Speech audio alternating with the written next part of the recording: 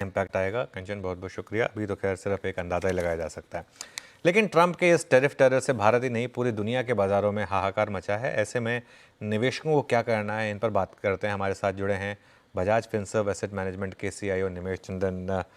निमेश ji, good afternoon.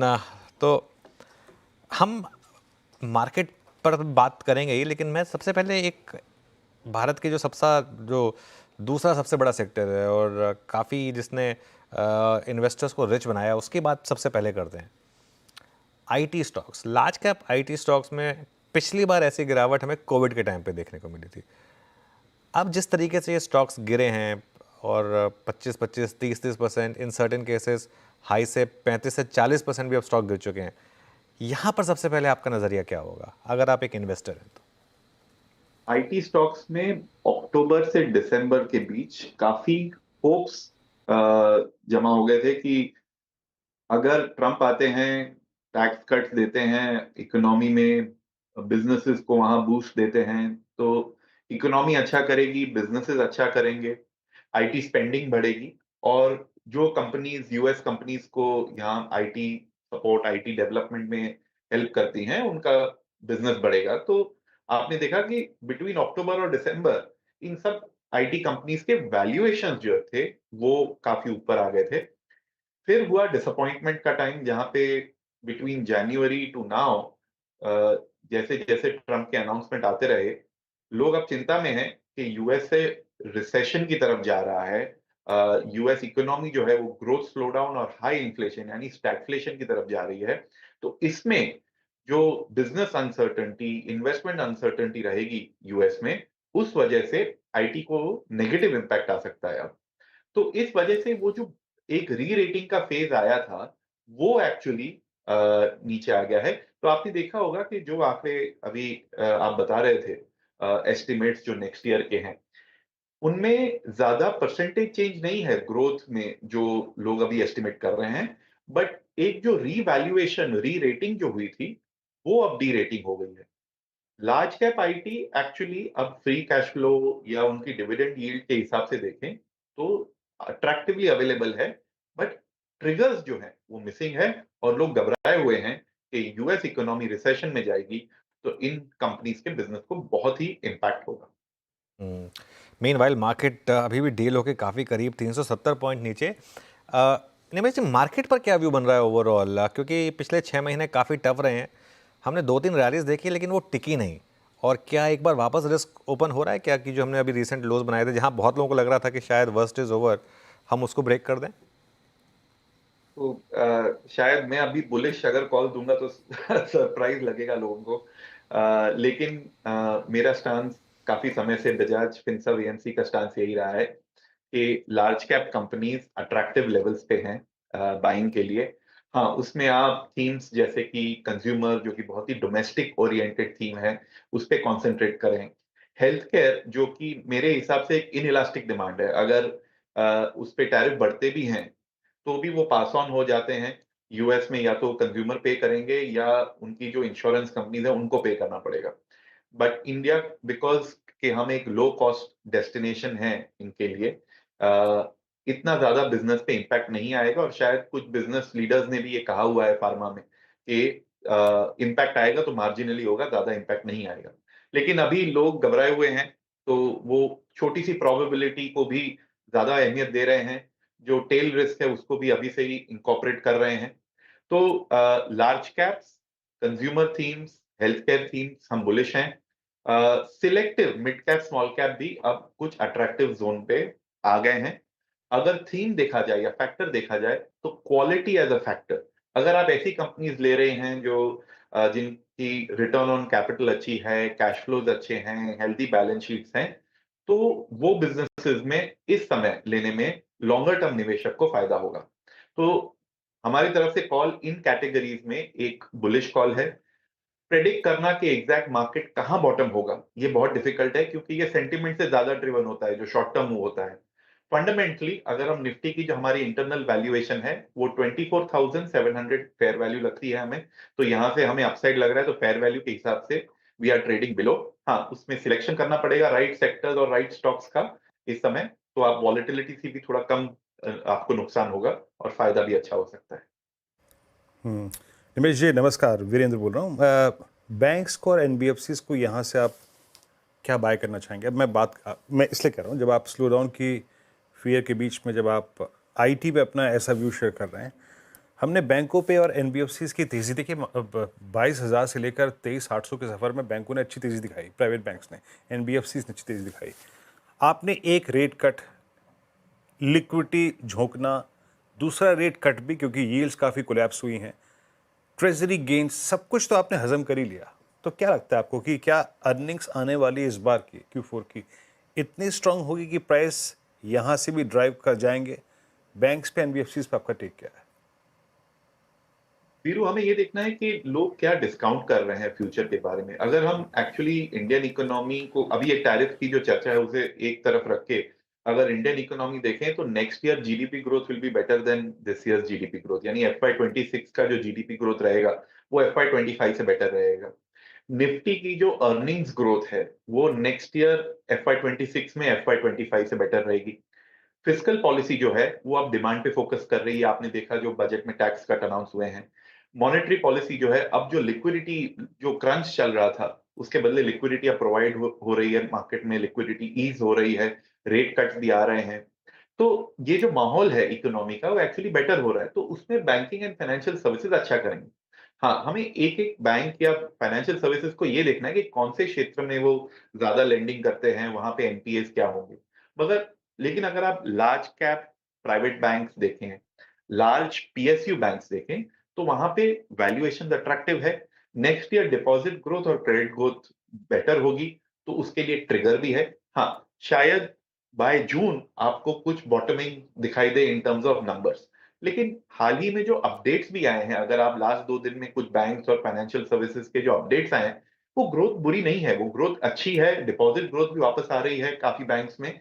तो जो green shoots हैं वो इस सेक्टर में दिख रहे हैं, वैल्यूएशन अट्रैक्टिव है। हाँ, शायद 3 महीने और वेट करना पड़े to see an up move, but in long term investors के लिए तो अच्छी बात है ये to pick up at this time.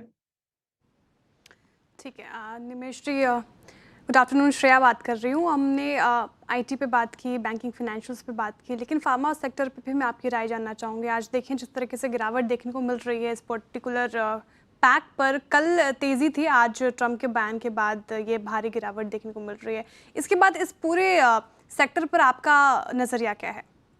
देखिए क्या होता है कि जब किसी चीज की अनसर्टेनिटी होती है, मार्केट को पता नहीं होता कि नेक्स्ट ईयर के आंकड़े क्या होंगे, एग्जैक्टली टैक्सेस क्या होंगे, उस अनसर्टेनिटी से टिपिकली इन्वेस्टर्स क्या करते हैं, वो ईपीएस या प्रॉफिट एस्टिमेट नहीं कर पाते, तो वो जो वैल्यूएशन है उसे कम कर देते हैं। तो ईपीएस एग्जैक्ट ना मिले तो प्राइस टू अर्निंग रेशियो थोड़ी देर के लिए कम करके रखो, ताकि हम अनसर्टेनिटी को फैक्टर कर ले।